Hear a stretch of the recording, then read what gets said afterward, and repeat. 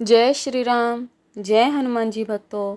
हिंदी पंचांग के एक महीने में दो पक्ष होते हैं, एक कृष्ण पक्ष और दूसरा शुक्ल पक्ष। कृष्ण पक्ष की 15वीं तिथि को अमावस कहा जाता है। 14 और 15 सितंबर को भाद्रपद मास की अमावस्या है। हिंदू धर्म में भाद्रपद अमावस्या का विशेष महत्व है।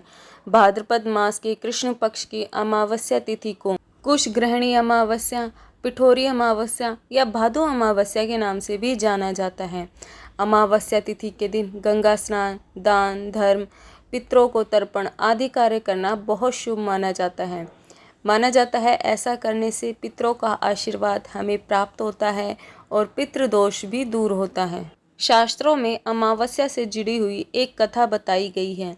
पुराने समय में एक कन्या ने पितरों को प्रसन्न करने के लिए तप किया था।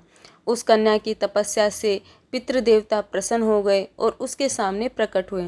उस दिन कृष्ण पक्ष की 15वीं तिथि ही थी। पितरों में एक अमावसु नाम के पितृ भी थे। वे दिखने में बहुत सुंदर और आकर्षक थे।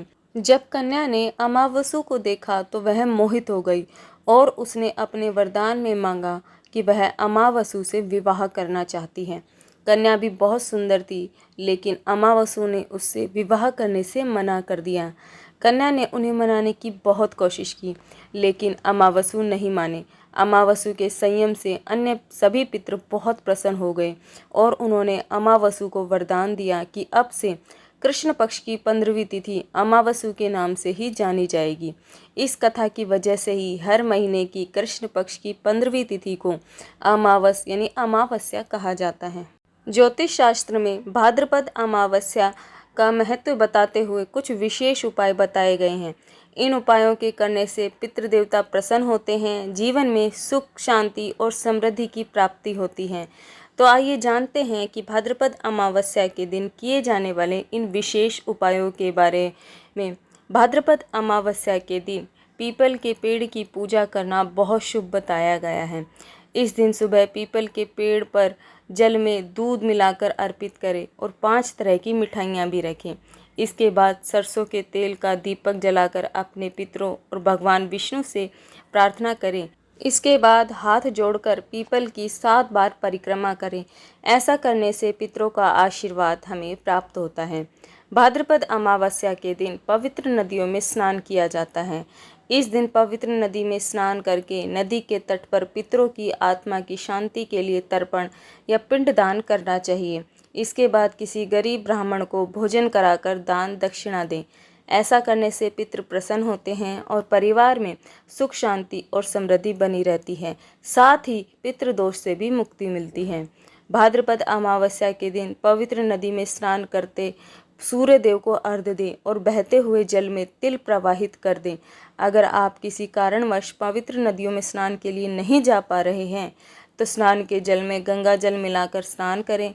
ऐसा करने से पितृदोष से मुक्ति मिलेगी और धन और समृद्धि के शुभ संयोग बनेंगे। भाद्रपद अमावस्या के दिन पितृदोष से मुक्ति के लिए आटे के दीपक में तिल के तेल का प्रयोग करें और मौली की बाती बनाएं।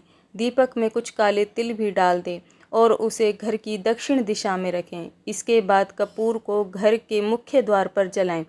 ऐसा करने से पितृ शांत होते हैं, पितरों का आशीर्वाद हमें प्राप्त होता है। साथ ही घर की नकारात्मकता दूर होती है और सुख समृद्धि का वास होता है। शनि दोष से मुक्ति पाने के लिए भी भाद्रपद अमावस्या का दिन बहुत शुभ माना जाता है। इस दिन शनिदेव की पूजा अर्चना करें, शनिदेव की प्रतिमा पर तेल चढ़ाएं, साथ ही शनिदेव के मंत्रों का जाप करें। इसके बाद सरसों के तेल का दीपक जलाएं और दान भी करें। ऐसा करने से शनि दोष से मुक्ति मिलती है और शनि की 7.5 बढ़ैया के अशुभ प्रभाव में कमी आती है। तो अमावस्या से जुड़ी हुई ये जानकारी अगर आपको अच्छी लगे तो वीडियो को लाइक करें और चैनल को आप सब्सक्राइब भी कर सकते हैं। जय श्री राम। जय हनुमान जी भक्तों। आप सभी का दिन शुभ और मंगलमय हो।